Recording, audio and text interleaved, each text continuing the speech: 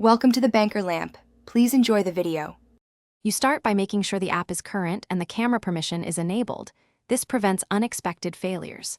Once done, place the QR code on a steady surface or another device so you can focus. Make sure there's good lighting. Phone cameras struggle in dim rooms. Now, open Clash Royale and navigate to the area where the QR scanner is available.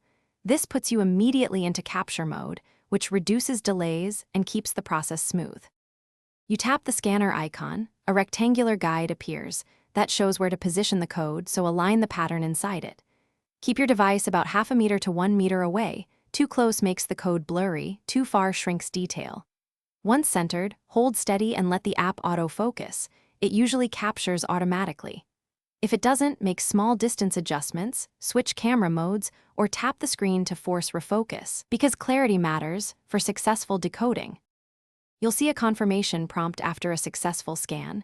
Read it and accept to complete the action, whether adding a friend or joining a clan.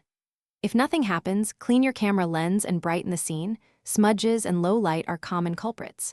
Once tried, switch the QR source or use another phone to display it. That often fixes compatibility quirks.